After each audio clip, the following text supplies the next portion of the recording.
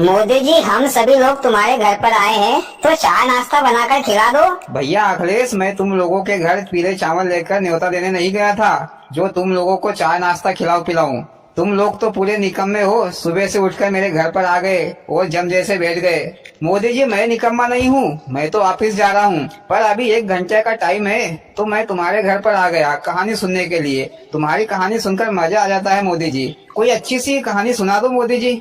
क्यों भाई लोगों, क्या मैं कहानी सुनाऊं? हाँ मोदी जी, हम कब से कहानी सुनने के लिए यहाँ पर खड़े हैं, सुनाओ मोदी जी। हाँ तो भैया होन, एक समय की बात है, एक गांव था। उस गांव में 2 भाई रहते थे। मोदी जी, उनके माँ बाप मर खप गए थे क्या? हाँ भैया योगी जी, 2 भाई थे, तो उनमें से एक का नाम था बंता सिंह, जो होशियार और ईमानदार था, और दूसरे भाई का नाम था घंटा सिंह, जो बुर्बक था पर चालाक भी बहुत था। दोनों एक ही घर में रहते थे। दोनों के पास कोई खास माल नहीं था, दोनों ही गरीब ही थे। एक बार क्या हुआ कि दोनों भाइयों के बीच कहासुनी हो गई। तो घंटा सिंह ने बंता सिंह से बंटवारे की बात की, तो बंता सिंह भी राजी हो गया। वह बेचारा तो ईमानदार था, तो कहा कि भैया एक काम करो, तुम तुम्हारे हिसाब से ही बंटवारा कर दो। तो घंटा सिंह ने बंटवारे के बारे में पूरी प्लानिंग कर ली थी, पर उनके पास कोई खास सामान भी नहीं था।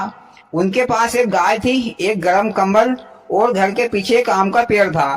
तो घंटा सिंह ने कहा कि भैया, गाय का अगला हिस्सा तुम्हारा है और पिछला हिस्सा मेरा है। एक कंबल था, तो भैया कंबल दिन भर तुम्हारे पास रहेगा और रात को मेरे पास रहेगा। रही बात आम के पेड़ की, तो भैया आम का पेड़ का तना और जड़ तुम्हारी और डाली पत्ते मेरे। बेचारा बंता सिंह कुछ भी नहीं समझ पाया और हाँ कर दी कि ठीक है भैया। अगले दिन से बंता सिंह ने गाय को चारा भूसा खिलाया पिलाया, पर गाय का दूध दूहने के लिए घंटा सिंह निकला, क्योंकि गाय का पिछला हिस्सा तो घंटा सिंह का था। तो घंटा सिंह ने गाय का दूध लगा लिया।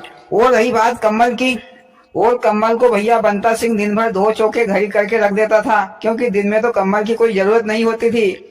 और रात होते ही घंटा सिंह कम्बल को उठाकर ओढ़कर आराम से सो जाता था, और बंता सिंह बेचारा रात भर बिना कम्बल के ठंड मरता था। इधर आम के पेड़ में पानी देने का काम, चारा घास उखाड़ने का काम तो बंता सिंह करता था। लेकिन जब आम लगने लगे तो घंटा सिंह आम के पेड़ पर चढ़कर सारे आम तोड़कर खा लेता था, क्योंकि आम के पेड़ के पत्ते और डालियां तो घंटा सिंह की थी, तो आम तो उसी के हुए।